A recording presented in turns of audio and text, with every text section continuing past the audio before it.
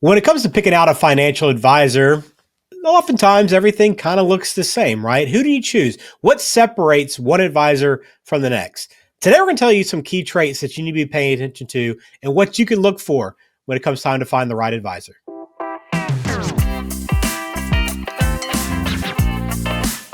Welcome in to Legacy Beyond Wealth. Glad to have you here. I'm Ben George, along with Rob Shelton, as always, at Axio Wealth Management there in Utah. Find them online, axiowm.com. We've kind of provided some background on this channel already, a little bit on you, Rob, and kind of what sets you apart. But I want to kind of take a kind of a broader look at financial advisors today because I think a lot of times people just assume, hey, you're a financial advisor, you're probably doing the same thing than this other person down the road that's got a very similar label or title, right? But it's not the truth. There's so many things that separates one person from the next. There is, and you mentioned a little bit about everyone looking similar to each other. It reminds me of walking down the aisle in the grocery store recently and looking at the barbecue sauce section. And man, there's a lot of barbecue sauces out there in the world today, and trying to understand what one is different from the other without being a pit master is sometimes a little bit of a challenge. I can only imagine at times people feeling a little bit intimidated because what does make one wealth manager different from the other. That's a great analogy. I'm just picturing my local shopping center and just going through the store and seeing this, and I always want to try something new. But again, like I'm like you, I'm just kind of picking by labels and branding and color, oftentimes versus what's actually within that bottle. And I think the same can be said for this because we don't have a lot of. If you're not a pit master and if you're not in the financial world, right, you don't really know what questions to ask all the time and what role a true advisor should be playing for you. So I want to kind of get into that today a little bit and help people out that maybe have this question or maybe aren't too sure about what to look for out there. So let's just start with the role of a wealth manager. What do you do specifically, and how do you help anybody that is looking for someone? What is the role you play? Yeah, I think this is probably the worst type of branding to be able to say it, but I almost feel like my role is an executioner, and that's probably the wrong word to use, but one that executes and takes action. I think one of the biggest frustrations I have out there in our industry is you sit down and you can design a great plan, but just like any sports analogy, you put a game plan together, but if you don't work the plan and put action into it, what good was the plan itself, right?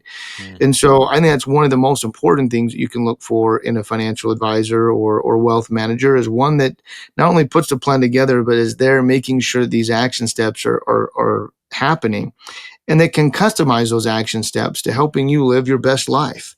Sometimes, there's these planning softwares and you can put in data and it will spit out, hey, the client should do XYZ, but that might not line up with their values or where they want to go.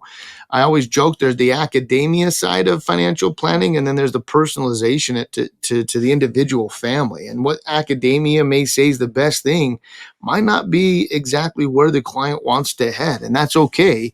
But you got to have that professional that can see that. And so we call that also the big F word in our industry, and that big F word is fiduciary, and making sure that someone can act in your best interests, that's putting your interests above their own, and that's so critical and important. Why is it so important for someone to have a wealth manager, Rob? What's the value there? Well, I think that they have to ask themselves that question and evaluate it. I think one of the things we do in our discovery meeting is we go over a whole section about expectations. And I think, any relationship you look at, you want to make sure it's beneficial and it's not one-sided. And so I think, one question I love asking people that are looking to come on with our firm is, what's your expectation of us? And understanding what it is they're looking for. Many times there are expectations that we feel like we can be able to fulfill and execute on, and it's a good opportunity for us to set those expectations right from the very, very beginning. But I think it's also important to continually talk about those expectations, because then you know exactly what you should be doing to be able to deliver success to the client and what that looks like, right? Can you imagine going down a barbecue sauce aisle and having some way of communicating with that barbecue sauce about what your expectation is? Kind of a funny joke, but Yeah. really, that's the best way that I could be able to describe successful relationships out there is being able to be open and express what your concerns, fears are, and develop those expectations together. Yeah, I like that. Well, if kind of paint the picture why it's important, right? We've kind of established the role that you play. So let's talk about for someone that is ready to look for that person now, to look for that financial advisor, the wealth manager that is a good fit for them and that can help guide them. So what are some of the key traits we want to look for? Yeah, I think one of the big ones is transparency. And I always hesitate. You want to make sure that you're not being put through some kind of systematic mill, for lack of a better term. You're just on a treadmill, and it's just like a Henry Ford factory, and you're just being put down from one assembly line to the other. And hopefully you can kind of get that feel right from the beginning as you start to meet with that professional. I was watching TV on Sunday, and here came on this commercial from one of the competitors we work with locally, and it's how they've set up their business model. It is very transactional based, very much assembly line, and that works good for them. But I hesitate because not everyone's going to be needing that Model A type of manufacturing. And so I look for more of that personalized approach, and I would encourage people to look for that as well. The other is, anytime you see this one size fits all strategy that comes out, that they don't have, they're a hammer and everyone's a nail to them. That's a concern that I would have. And last but not least is any pushy sales tactics that are being used. You want to make sure that you steer clear from that and that you can recognize that from the beginning. We always ask clients when we make recommendations and not even decide to do business with us in that meeting, we ask them to wait a week before we get a chance, because time adds clarity. And I think that's very important. And then we have a whole meeting dedicated to just mutual commitment. What does that look like if we're going to work together, and making sure we're setting those expectations up if they want us to help execute on those recommendations that we made. And last but not least, if it's okay, Ben, I know I took a little bit of time on this one, but I think you want to make sure they actually care about you. Like, did you leave the office feeling like they genuinely cared about you?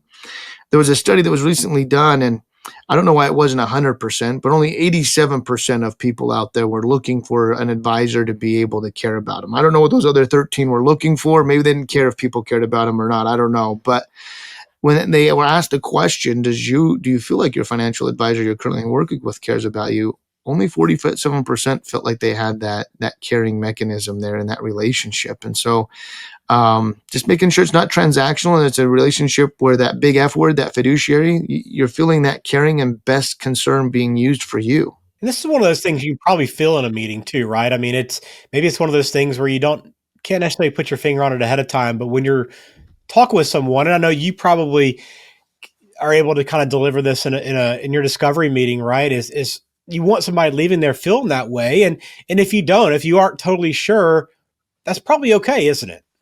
It is. And, and sometimes you don't know that there's anything better out there because you haven't had the experience. Right. I remember recently meeting with a lady, and her stepmother had passed away, and we were helping, her stepmother was the client of ours, and we were helping to divvy out the assets and things of that nature. And she got to understand how we worked with, her mother, and what that looked like. And then as we were servicing to get the assets passed on, she said, do you mind if I meet with you to get a second opinion on my situation? And, we went through and we asked her, hey, you currently have an advisor. What sparked the need for this? She says, well, I've been very happy with them, but I didn't know this level of service was even available out there. And it's intriguing to me, and I wanted to be able to learn more about it. And so not necessarily that there's a right or a wrong, but a lot of times there's like a good, better, and best decision to be able to look at. And it's about finding the right fit for you that's going to help maximize you to live that best life with the assets that you have. Are you ready to unlock the freedom to live your best life? Schedule your no-cost 60-minute discovery meeting with our team today. During this session, we'll take the time to understand your family story and financial dreams. Together, we'll craft a personalized roadmap designed to help you achieve your goals. Let's explore how we can unlock the freedom for you and your family to thrive. Just click the link in the description of today's show to get started. Yeah, it's a great example of why you want to meet with maybe more than one person to kind of see what is available. Because if you haven't gone through this before, you just aren't aware. You don't know what you don't know in many cases, right? So are there any questions maybe that could be helpful to ask and kind of come equipped with when you sit down with an advisor? Yeah, I think one would obviously be if they are a fiduciary. That's first and foremost. The other is ask them who their ideal client is. The other day, we asked an attorney who their ideal client was. It was anyone that was getting a divorce, that needed an estate plan, that also needed to have a personal injury attorney. And it's like, wait a second, are you the jack of all trades? You want someone that's going to specialize, that has the knowledge to directly help you out. And so, if they can't articulate exactly who they work best with, that might be one of those warning signs that you're getting a jack of all trades and might not get that specialized help that's specific to you. I would say another one that I would ask for is references. I think that's one that doesn't get asked a lot, that I would encourage people to do, is say, hey, can you give me 3 phone numbers of people that are in similar situations like me, that are clients of yours, that I could call and have a conversation with and have that discussion? And I think that's important to be able to see, because in our industry, Google reviews aren't really allowed to be used by regulation or any kind of review service. And so the next best thing you have is kind of these references that can be able to be used. Yeah, that's good to know, man. That's something most people may not even realize either when they're going out looking for someone online. It's a lot harder to do for an advisor maybe than it is for other businesses as well. So to maybe kind of give some people a sense of comparison to begin with here, let's talk a little bit as we close this out with your discovery call and just kind of how long it is, what to expect when you go in there for the first time, just to kind of get a sense. So when someone goes somewhere else, they kind of know, okay, here's what Rob's doing a little bit differently at Axio versus what I just experienced. The first thing we're not going to do is jump into your assets. I would say if someone's asking about how much money you have in the very beginning, that's probably not the right relationship, because it's all seems to be centered around money and how much one may be able to make off of you. I would say first and foremost, what we go through when you experience with us is your goals. Then we want to go through your relationships. What are the most important ones? And you hear us talk about this all the time, Ben, and any good listener that's listened to the podcast for a while now knows that relationships are so important to us, and they have a big component because money and relationships are this intertwined thing that we have to deal with. Then we'll dive into the assets, but the other areas that we go into where people can see us being set apart is talking about their other professionals. How are they interacting with their tax professional, their estate planning professional? Do they have a dream team set up that we've talked about in past episodes? And do they feel like they need to bring someone else off the bench to maybe make a replacement where they're not getting the full service that they feel like they need to? We've obviously already discussed about expectations, and then we jump into interests and the values. And that takes usually about an hour to kind of go through that and get that. And at the end of that, you'll get what we call a total client profile, where it's kind of your one pager of your life, and the feedback and the wowing that we get from clients that see that and they're like, wow, this is my whole life on one page. I've never seen that before. That in and of itself is worth a lot of value to clients just to go through that process.